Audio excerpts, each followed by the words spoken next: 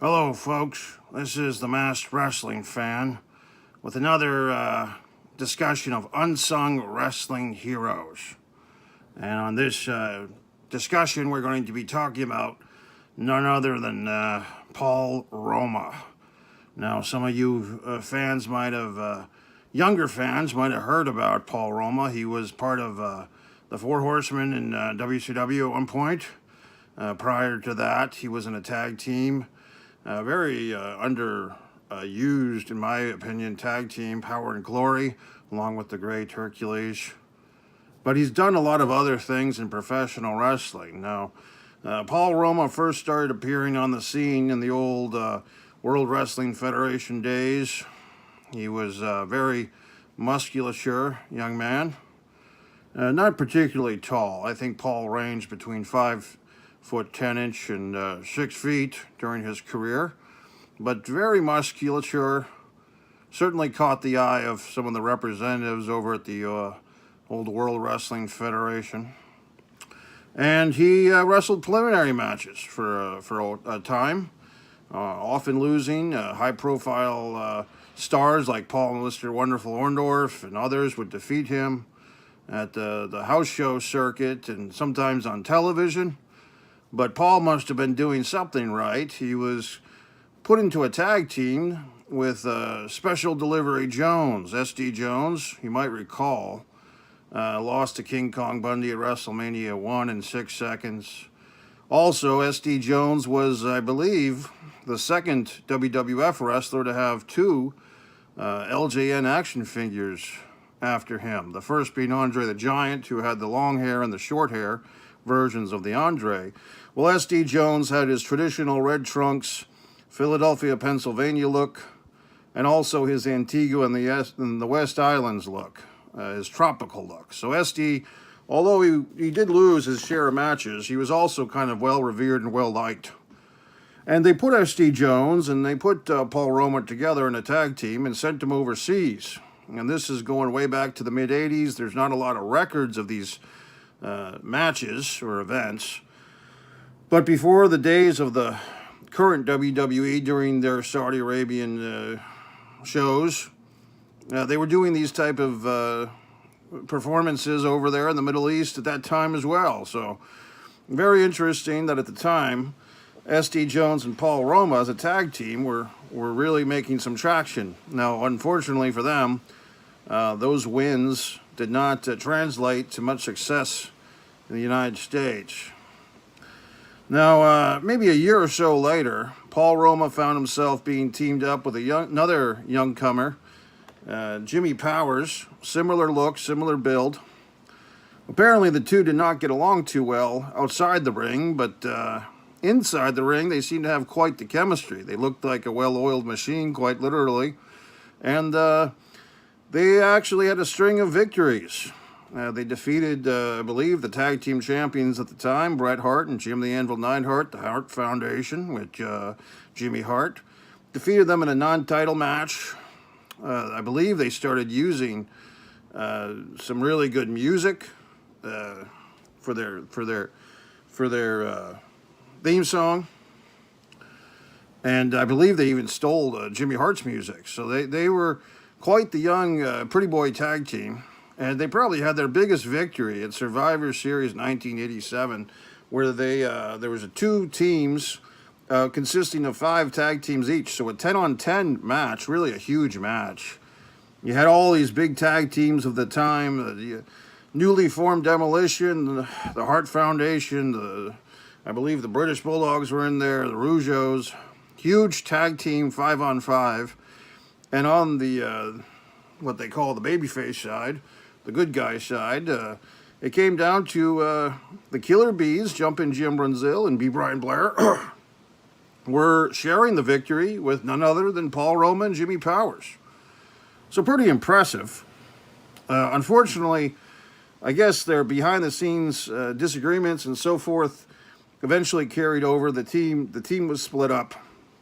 Both men got put back into kind of a opening match, mid-card match type situations until a very fateful opportunity happened. Paul Roma and Hercules found themselves in a bit of a disagreement with none other than the Rockers, Shawn Michaels and Marty Jannetty. Kind of an interesting way they did things, but these four men could not get along, and the established team of the Rockers were challenged by the new team of what they called Power and Glory, Hercules and Paul Roma, managed by the good Doctor of Style Slick, at SummerSlam, okay?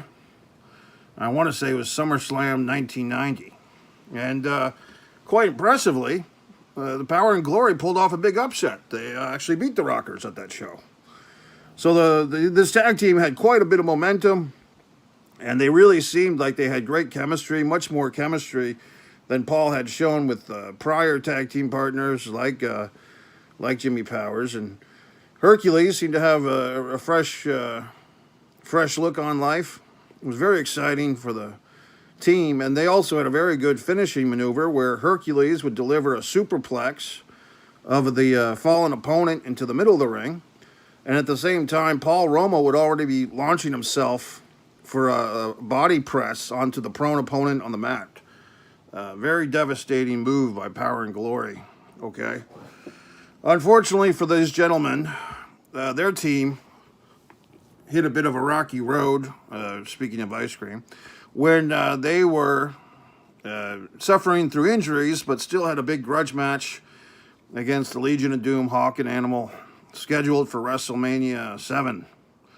And with all those injuries, Paul Roma still suffered the fate of that flying clothesline off the shoulders of Animal by Hawk, and was pinned. Interestingly enough, that match, which collects in, and it's just under a minute. I believe it's 59 seconds is the official time.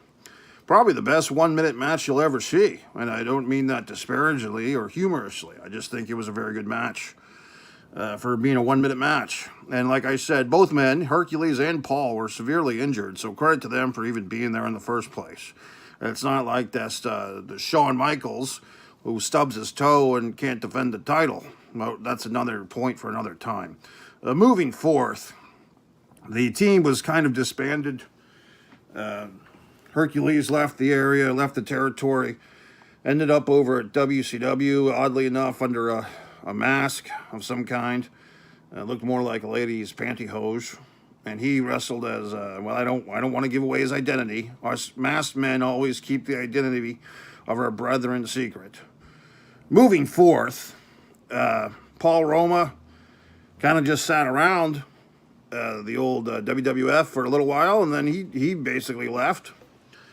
And that was the end, more or less, of his WWF tenure. Then he shows up over in World Championship Wrestling, Slamboree 93, a Legends Reunion, and they had promoted this reunion of the Four Horsemen, Tully Blanchard, Arn Anderson, Ole Anderson, and Ric Flair. They had promoted this for weeks leading up to this pay-per-view.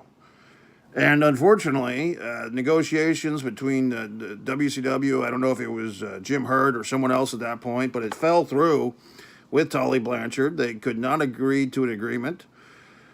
And the Horsemen were left with an open spot. And for whatever reason, Ole Anderson apparently picked up the phone and he called Paul Roma and he offered him the position, and Paul took it.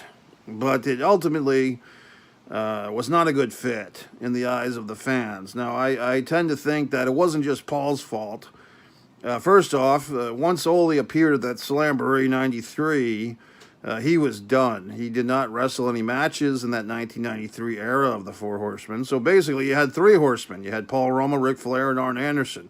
And with the notable exception of Fifi the maid, you really had no manager or valet, as we used to call the women managers. We had nothing like that for this version of this incarnation of the Four Horsemen. So it was pretty disappointing. However, during that time, Ric Flair was still able to win the World Heavyweight Championship of some kind, defeating what was the NWA title, defeating Barry Windham for that NWA World title, I believe, at Beach Blast 93. Windham had injured his knee in that match, and Flair took advantage with the figure four. for a pinfall by a figure 4 victory. Meanwhile, Paul Roma and Arn Anderson, the other two members of the Three Horsemen of sorts, were teaming up to feud with a team of the Hollywood Blondes, Steve Austin and Brian Pillman. And that kind of accumulated not till, I believe, September, when Arn and Roma challenged the Hollywood Blondes at the Clash of Champions for the tag team title. Unfortunately, Steve Austin had been injured and was replaced by Lord Steven Regal. And Steven Regal was kind of put in a tough spot. He was new to the territory, but him and Mr. Pillman ended up losing the match and the titles on behalf of the Hollywood Blondes. And Roma and Arn now were the WCW World Tag Team Champions, but somewhat controversial because they had not defeated the full championship team, and it just seemed like they couldn't get quite off the ground. Although they did have the tag team title, and Roma, as far as I'm concerned, as far as I know, this was his first World Tag Team Championship, 1993, after being around the business for almost 10 years. Eventually, that fit of Paul Roma and the Four Horsemen it proved to not be very good, and Paul turned on his partner Arn Anderson, made a switch, so to speak, and then he showed up as the new partner of Paul Mr. Wonderful Orndorff, as one of the men who had defeated him so many times in the old WWF territory years earlier. So now you have this new tag team, kind of a bad guy team of Paul Roma and Paul Orndorff, the Pauls. But they were actually called Pretty Wonderful. And they had a good friend of mine, a colleague, the Assassin, in their corner. The Assassin. You might want to edit that. But this team, Pretty Wonderful, Orndorff and Roma, really had a good look together, kind of an older veteran, Mr. Wonderful, and kind of a younger veteran at that point, Paul Roma. Really good team. Paul had grown his hair out quite a bit, looked good. And they were able to win 2 tag team championships. And they feuded quite a bit with a team, I believe, of Stars and Stripes, which was Marcus Alexander Bagwell and the Patriot, another masked gentleman. So, very exciting times. Eventually, Pretty Wonderful, I think they could have stayed together longer, in my opinion. However, they were kind of, once they had lost the titles, they were kind of pushed down a few ranks. In a very controversial situation involving Mr. Roma, I believe it was at a pay-per-view for WCW early 1995 in Baltimore. I believe the pay-per-view was Super Bowl 5. So I think this is January or February, early February, late January, 1995, Baltimore Arena. They put Paul Roma in a singles match against Alex Wright from Germany, and for whatever reason they wanted Paul to kind of make this kid look good, but Paul made himself look really good, and he was very good. One of the best flying elbow drops you might ever see in a wrestling match was that Super Brawl 5. Paul Roma devastatingly dropping an elbow on the Alex Wright. Yet somehow Alex Wright was able to win this match, and apparently Paul was not treated very well after that match, and was let go. And that's unfortunate. Paul Orndorff actually made his way to ringside during that affair and watched the match, but it didn't do Mr. Roma much good, as he was released, which is kind of sad. I'm trying to just, there's so many good wrestling talents that don't get treated well by these rotten promoters, okay? Apparently, a couple of years later, Paul was able to get a couple of tryout matches back with the old WWF, a couple of dark matches. They took another look at him, but I think he probably would have fit in well for that Attitude Era of WWF programming. However, he was not signed to wrestle. And from what I understand, for the last 20 or so years, Paul Roma has done various business activities, and including running his own wrestling school up there in Connecticut. From what I understand, he's quite a good trainer of young talents. He seemed like one of these type of guys that just his will was strong, and he was not willing to play the game of wrestling, so to speak, with these promoters, not willing to cajole their egos or to, he was a one bedroom type of guy, if you understand what I'm saying. Paul Roma was just a real man's man, did not want to put up with any shenanigans, and just was not going to get pushed around by these guys. He also did a stint, interestingly, somewhere in that career of his, I think, in between his WWF and WCW runs, around 1990, 91, 92, he actually had a short-lived boxing career, which I think he just had a few fights. I believe his record might have been two wins, one loss, something like that. But just the fact that he was kind of ahead of his time as a multi-ring sport athlete. I mean, you talk about your Kurt Angles, your Brock individuals, your Shamrocks, but kind of ahead of his time. Paul Roma was boxing as well as wrestling. So people often talk about Paul Roma. A lot of times for certain fans in my neck of the woods, they talk about his time with the Four Horsemen. I think other fans might genuflect on Power and Glory as a highlight. I tend to think that his best days, championship-wise and even in-ring-wise, was in fact that tenure with Paul Orndorff. I feel like Paul really had come into his own. He was kind of at his career peak, both physically and emotionally. He just seemed to be on all cylinders. I would say a close number two, of course, would be the Power and Glory team. But, just a guy as an unsung hero from the mid-'80s until the kind of the mid-'90s almost. You got to say that Paul Orndorff was one of these guys that did his job, wrestled well, performed well, did his part in his career for success. And for whatever reason, the promoters or the chips just did not fall on the table correctly for Paul at times. But I always enjoyed his wrestling. Okay. So you might be wondering, fans, where have I been? I've had some situations on the Masked Wrestling fan home front. I won't bore you with the details, but I'm going to pledge to do much better with these videos in a timely fashion. I've just had some issues, and once again, the masked man never reveals his own problems. It's not your concern. Don't worry about me. I'll be fine. But in any event, the Monty and the Pharaoh up in Long Island doing very well with their interviews. We've had some great unfortunate losses in our wrestling community recently. J.J. McGuire, the great musician, going back to last year, and others have passed away on us. It's been quite sad. Jerry Jarrett recently passed. He's a great hero of wrestling, both in front of the camera and behind it.